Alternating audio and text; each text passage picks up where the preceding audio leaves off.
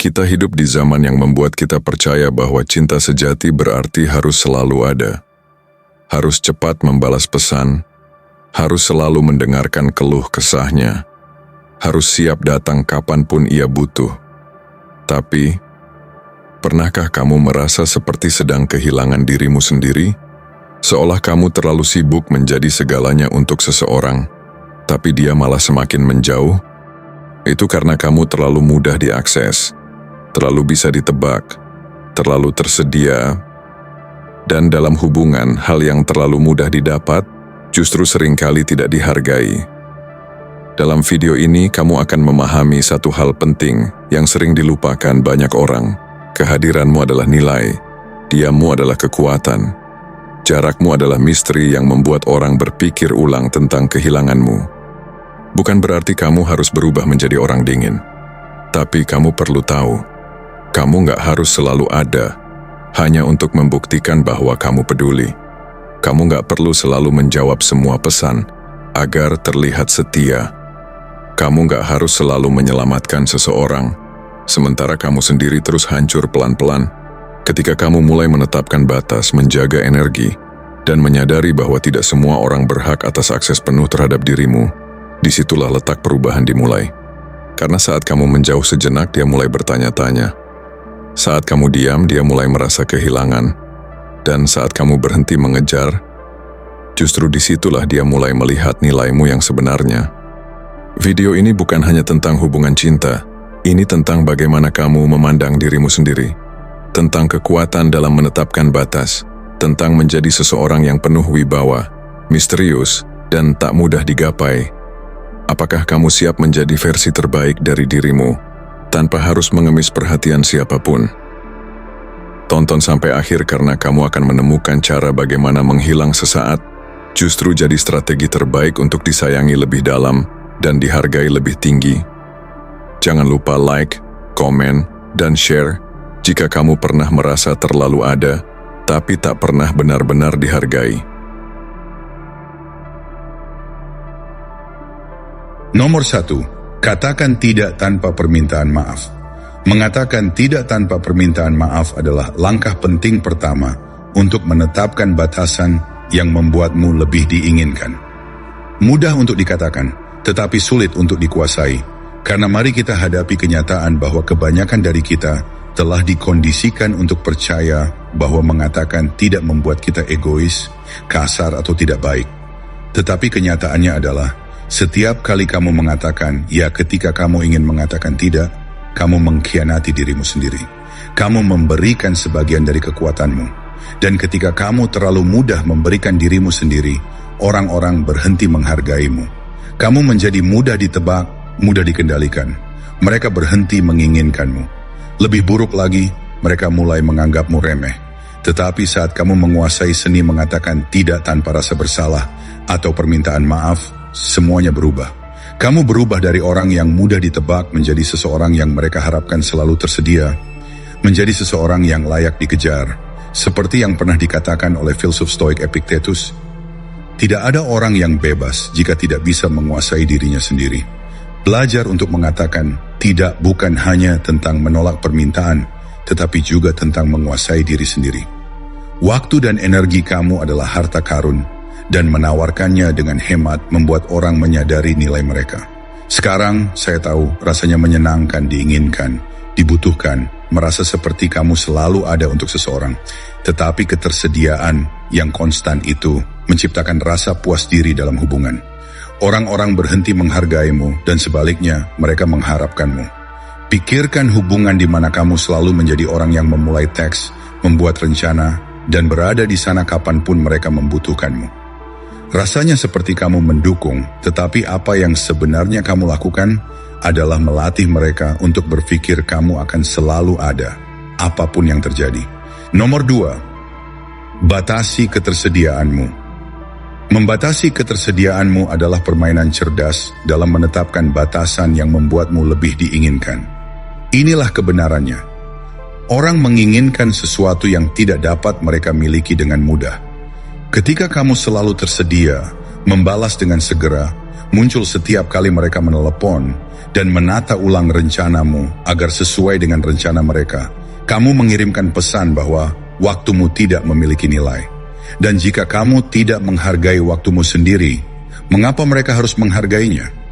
Ini bukan tentang bermain keras untuk mendapatkannya. Ini tentang memahami bahwa menjadi terlalu mudah diakses membuat orang menganggapmu remeh. Seperti yang pernah dikatakan oleh filsuf Stoik Epictetus, kekayaan tidak terdiri dari memiliki harta benda yang besar, tetapi dalam memiliki sedikit keinginan. Terapkan ini pada ketersediaanmu. Waktu dan perhatianmu adalah harta karun, dan menawarkannya dengan hemat membuat orang menyadari nilai mereka. Sekarang saya tahu rasanya menyenangkan, diinginkan, dibutuhkan, untuk merasa seperti kamu selalu ada untuk seseorang. Tetapi ketersediaan yang konstan itu menciptakan rasa puas diri dalam hubungan. Orang-orang berhenti menghargaimu dan sebaliknya mereka mengharapkanmu. Pikirkan hubungan di mana kamu selalu menjadi orang yang memulai teks, membuat rencana, dan berada di sana kapanpun mereka membutuhkanmu. Rasanya seperti kamu mendukung, tetapi apa yang sebenarnya kamu lakukan adalah melatih mereka untuk berpikir kamu akan selalu ada, apapun yang terjadi. Ketika sesuatu selalu tersedia, jarang dihargai, inilah tantangannya. Kamu perlu mundur, menarik energimu ke dalam. Awalnya memang tidak nyaman, karena rasanya seperti menarik diri mungkin akan mendorong orang menjauh. Tetapi bagaimana jika aku memberitahumu bahwa yang terjadi justru sebaliknya? Ketika kamu berhenti selalu tersedia, orang-orang mulai menyadari mereka merindukan kehadiranmu. Mereka mulai bertanya-tanya apa yang berubah. Saat itulah hasrat muncul, ketika ketidakhadiranmu menjadi lebih keras daripada kehadiranmu sebelumnya. Tetapi untuk menciptakan hasrat itu, kamu harus tetap konsisten dalam menjaga waktumu. Ini bukan hanya tentang mengabaikan teks atau mencari alasan untuk membatalkan rencana. Ini tentang menjadi disengaja. Jika kamu bebas dan benar-benar ingin terhubung, lakukan saja. Tetapi jika kamu mendapati diri kamu mengatur ulang jadwalmu hanya untuk memasukkan orang lain, jeda dan tanyakan pada dirimu sendiri, apakah ini sepadan dengan waktu saya atau saya hanya takut mengecewakan mereka? Tantangan sebenarnya adalah melepaskan kebutuhan untuk disukai sepanjang waktu, dan disitulah keajaiban terjadi. Orang-orang secara alami tertarik pada mereka yang tampak mandiri, yang tidak mencari validasi dengan selalu tersedia. Anggap dirimu seperti buku langka di perpustakaan. Jika selalu berada di rak depan yang tersedia untuk semua orang, orang-orang akan meliriknya dan berpikir, aku akan membacanya lain waktu. Tetapi jika terkunci, hanya dapat diakses untuk waktu terbatas, tiba-tiba semua orang menginginkannya. Ketersediaanmu bekerja dengan cara yang sama, terlalu banyak mengurangi nilai dirimu. Tetapi ketika kamu membatasinya, kamu menciptakan rasa ingin tahu, minat, dan bahkan kerinduan dalam suatu hubungan. Ini terlihat seperti memberi pasanganmu ruang untuk merindukanmu. Ini menahan keinginan untuk merespons secara instan atau ikut campur dalam setiap percakapan. Jika mereka meminta kamu untuk bertemu, tetapi kamu sudah punya rencana, katakan tidak. Kamu tidak perlu menjelaskan, waktumu adalah milikmu. Dan ketika kamu melindunginya, kamu mengajari mereka untuk menghargainya. Ini bukan tentang menghukum siapapun. Ini tentang menetapkan bahwa hidupmu, waktumu, dan kedamaianmu adalah yang utama. Sekarang saya mengerti, ini mungkin terasa sulit pada awalnya. Bagaimana jika mereka marah? Bagaimana jika mereka berhenti menjangkau? Pikiran-pikiran itu akan datang, tetapi kamu perlu mengingat bahwa hubungan sejati tumbuh dari rasa saling menghormati. Jika mereka hanya ada karena kamu tersedia 24/7, itu bukan koneksi. Itu adalah kenyamanan. Dan kamu bukanlah kenyamanan seseorang. Kamu adalah seseorang yang layak dikejar, layak ditunggu, layak diperjuangkan. Saat membatasi ketersediaanmu terasa sulit, ingatkan dirimu bahwa ketidaknyamanan adalah bagian dari pertumbuhan. Stoicisme mengajarkan kita bahwa kita tidak bisa mengendalikan orang lain. Kita hanya bisa mengendalikan diri kita sendiri. Dalam kata-kata Marcus Aurelius, kamu memiliki kekuatan atas pikiranmu, bukan peristiwa di luar dirimu. Sadarilah ini, dan kamu akan menemukan kekuatan. Kamu mengendalikan bagaimana kamu menghabiskan waktumu, Dan jika seseorang tidak dapat menghormati batasan itu, mereka menunjukkan di mana mereka berdiri dalam hidupmu. Jadi jalani langkah ini sepenuhnya. Berdamailah dengan ketidaknyamanan, karena disinilah transformasi dimulai. Ini hanyalah langkah pertama, masih banyak lagi yang akan datang. Kamu tidak bisa mengubah keadaan hanya dengan satu langkah. Langkah untuk membunuh pikiran untuk mengklik pergi. Tetaplah bersamaku, berkomitmenlah pada proses, dan saksikan seluruh hidupmu berubah. Orang-orang yang pernah mengabaikanmu akan mulai mendambakan versi dirimu yang tahu bagaimana mengatakan tidak. Tinggalkan komentar dan berdiri teguh jika kamu siap untuk melangkah ke dalam kekuatanmu. Ini hanyalah permulaan, dan untuk menjadi seseorang yang layak dikejar, kamu harus melihatnya sampai akhir. Tetaplah bersamaku, karena bersama-sama kita baru memulai. Nomor 3, sampaikan kebutuhanmu dengan jelas. Jika kamu ingin orang lain menghormati dan menghargai dirimu, kamu harus menyampaikan kebutuhanmu dengan jelas. Mari kita luruskan satu hal. Tidak ada yang akan secara ajaib menebak apa yang kamu inginkan. Mereka tidak akan secara intuitif tahu bagaimana kamu ingin diperlakukan, atau ketika mereka telah melewati batas. Menunggu seseorang untuk mendapatkannya hanya membuatmu kecewa, frustrasi, dan tidak terlihat. Sebenarnya, ketika kamu mengomunikasikan kebutuhanmu dengan kejelasan dan keyakinan, kamu mengirimkan pesan yang kuat. Kamu mengajari orang lain cara memperlakukanmu, dan itu membuatmu tak tertahankan. Filsuf Stoik Epictetus mengatakan yang terbaik, berapa lama kamu akan menunggu sebelum kamu menuntut yang terbaik untuk dirimu sendiri?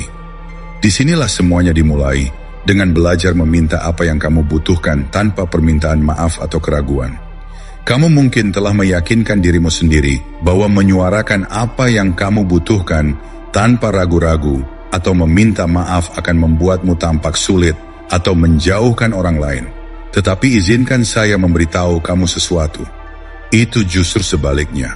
Orang-orang mendambakan kejelasan. Ketika kamu tahu apa yang kamu inginkan dan mengomunikasikannya secara langsung, itu menunjukkan harga diri dan kekuatan emosional yang sangat menarik. Itu membedakan kamu dari orang lain, sekelompok orang yang menerima hal yang lebih sedikit hanya untuk menghindari ketidaknyamanan. Anggap saja seperti ini. Batasan adalah cetak biru kehidupanmu, dan komunikasi yang jelas adalah cara kamu menggambar cetak biru itu agar orang lain dapat melihatnya. Jika kamu tidak mengungkapkan kebutuhanmu, bagaimana orang lain dapat memenuhinya? Bayangkan kamu berada dalam hubungan di mana kamu selalu merasa diabaikan. Mungkin pasanganmu membuat keputusan tanpa bertanya kepada kamu, atau tidak memberimu waktu dan perhatian yang kamu idamkan. Kamu bilang pada dirimu sendiri bahwa mereka seharusnya sudah tahu apa yang kamu butuhkan. Sekarang, tetapi mereka tidak tahu. Dan setiap kali mereka gagal memenuhi harapanmu, itu akan menggerogoti dirimu. Siklus kebutuhan yang tak terucapkan ini menciptakan kebencian, dan kebencian membunuh hasrat. Tapi bagaimana jika sebaliknya? Kamu punya keberanian untuk mengatakan, aku butuh waktu berkualitas denganmu. Itu penting bagiku dan membuatku merasa dekat denganmu. Momen kejujuran kecil itu akan mengubah segalanya. Tentu saja tidak selalu mudah untuk berbicara. Ketakutan akan penolakan atau penghakiman bisa melumpuhkanmu. Kamu mungkin merasa egois atau berpikir, bagaimana jika mereka tidak peduli? Tetapi izinkan saya memberitahu kamu, membungkam diri sendiri lebih berbahaya.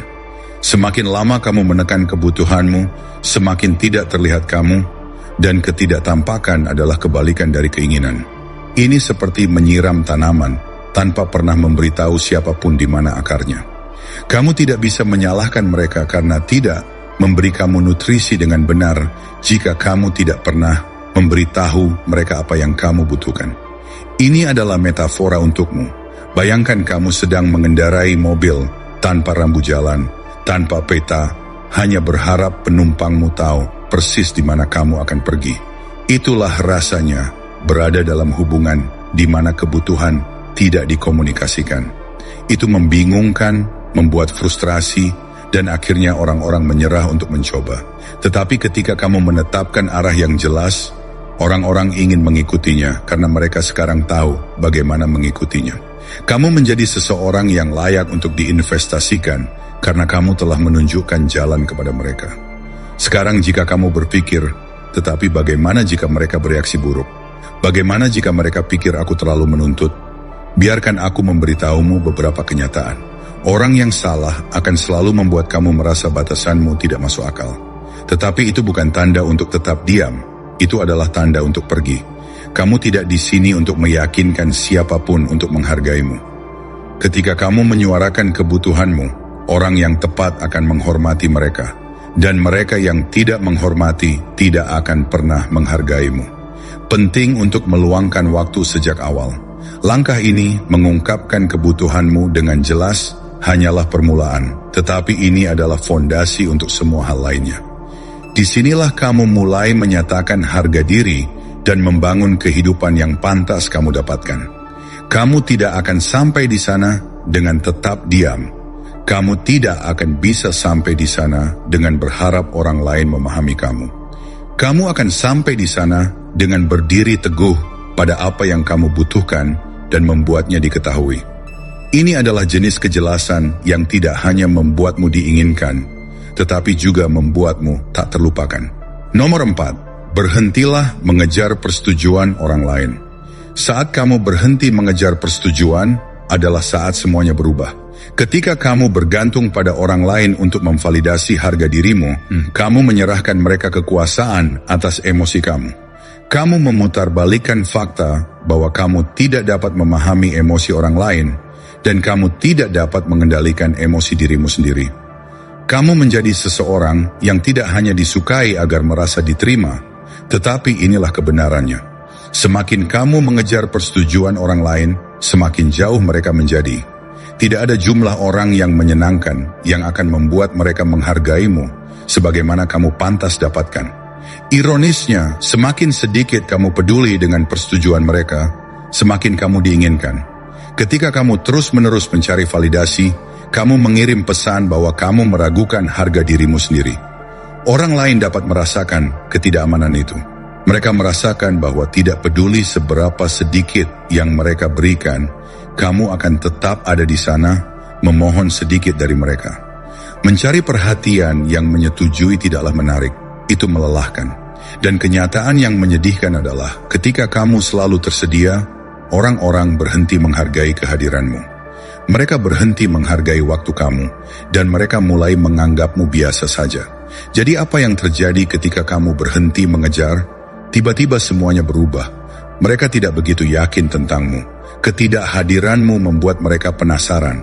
Kesunyianmu membuat mereka mempertanyakan apa yang berubah. Ketika kamu berhenti mengejar, mereka mulai bertanya-tanya apakah mereka telah kehilangan sesuatu yang berharga. Dan itulah rahasianya. Persetujuan adalah magnet yang bekerja secara terbalik. Semakin keras kamu mengejarnya, semakin jauh ia menjauh. Tetapi ketika kamu menarik diri, orang-orang mulai mengejar kamu. Inilah hal yang dicari. Validasi adalah kebiasaan yang lahir dari ketakutan, takut penolakan, pengabaian, atau tidak cukup baik.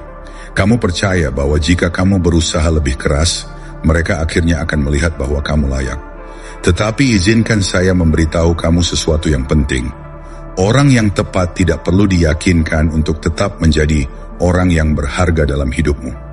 Mereka akan menghargaimu tanpa kamu harus terus-menerus membuktikan dirimu sendiri. Saat kamu berhenti mengejar adalah saat kamu memberi ruang untuk rasa hormat dan koneksi yang tulus. Beralih dari pola pikir mencari persetujuan membutuhkan latihan, tetapi itu dimulai dengan satu hal, memprioritaskan dirimu sendiri, dan juga untuk kedamaian dirimu sendiri. Ketika kamu berkata tidak kepada orang lain dan ya kepada dirimu sendiri, kamu mulai menyadari bahwa nilai dirimu tidak terikat pada apa yang orang lain pikirkan tentangmu. Satu-satunya persetujuan yang kamu butuhkan adalah persetujuanmu sendiri. Orang yang tepat akan menghargai batasanmu, dan mereka yang tidak, mereka tidak pernah dimaksudkan untuk tinggal. Tidak apa-apa untuk merasa tidak nyaman ketika kamu pertama kali berhenti mengejar persetujuan. Kamu mungkin khawatir orang-orang akan pergi, dan beberapa akan melakukannya. Tetapi mereka yang tinggal akan menjadi diri mereka sendiri, karena mereka menghormatimu, bukan karena kamu mengemis perhatian mereka. Inilah kekuatanmu. Saat kamu berhenti mencari validasi eksternal,